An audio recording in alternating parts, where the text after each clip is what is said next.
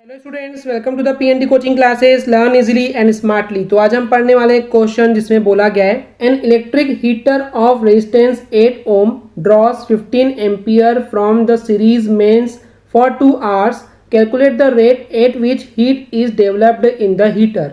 तो इस क्वेश्चन का मतलब है, एक हमारे पास इलेक्ट्रिक हीटर है जो कि बेसिकली पानी गर्म करता है, और उस हीटर का जो रेजिस्टेंस है वो क्वेश्चन में दिया है 8 ओम, और इसमें से जो इलेक्ट्रिक करंट का फ्लो होता है वो है 15 एम्पियर की इलेक्ट्रिक करंट फ्लो हो रही है।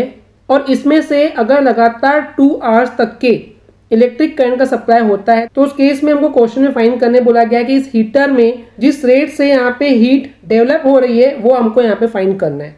तो हीट का रेट फाइंड करना है, मतलब हीट अपॉन टाइम। मैंने आपको मेरे हमेशा वीडियो में कॉन्सेप्ट समझाया हुआ है, जब भी अगर रेट है यानी कि इंडायरेक्टली हमसे स्पीड पूछ रहा है कि किस स्पीड से ये इलेक्ट्रिक हीटर जो है वो हीट होगा, गर्म होगा, तो जब भी रेट आ गया मतलब कि अपॉन में टाइम आना फिक्स है, मैंने आपको बताया हुआ है।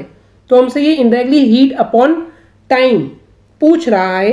तो हीट अपॉन टाइम का फॉर्मूला मैंने आपको बताया हुआ है स्टूडेंट्स कि हीट अपॉन टाइम का फॉर्मूला क्या होता है, इलेक्ट्रिक पावर। तो इस तरीके से आपको क्वेश्चन में घुमाकर पूछता है कई बार कि वो सीधा सीधा आपसे नहीं पूछ रहा है कि इलेक्ट्रिक पावर कितना है वो बताइए, बल्कि वो ये पूछ रहा है कि किस रेट से किस स्पीड से वो हीट होगा, गर्म होगा, यानी कि हीट अपॉन टाइम पूछ रहा है। तो उस केस में हमको इंडायरेक्टली यहाँ पे पावर ही फाइंड करना है। तो हमने आपको वैसे ही बताए हुए हैं कि पावर का फॉर्मूला क्या होता है, power is equal to heat upon time, ये भी एक फॉर्मूला होता है। तो हमको क्वेश्चन में पूछा गया है कि भाई पावर कितना है, तो पावर का फॉर्मूला क्या होता है ये आपको पता होना चाहिए। पावर वाली वीडियो में हमने आपको बताया था कि पावर को फाइंड करने के 4 फॉर्मूले थे। इस क्वेश्चन में हम जो पावर फाइंड करने वाला जो फॉर्मूला यूज करने वाले हैं वो है P is equal to I square upon R.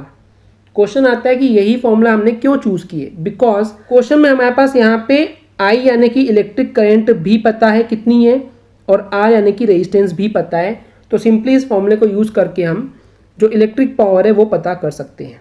Question में दिया हुआ है रेजिस्टेंस कितना है, 8 ओम का है, और इलेक्ट्रिक करंट कितनी सप्लाई हो रही है वो है 15 एम्पियर की।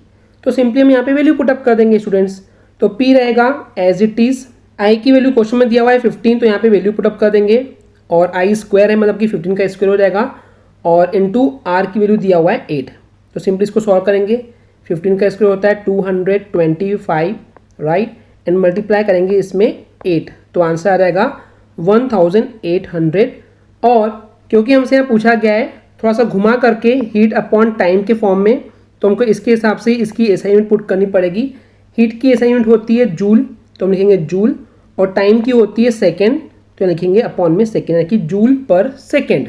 तो इस तरीके से हम बोल सकते हैं कि जो इलेक्ट्रिक हीटर है इसमें जो हीट प्रोड्यूस हो रही है उसका जो रेट है, जो स्पीड है, वो 1800 जूल पर सेकेंड होगा।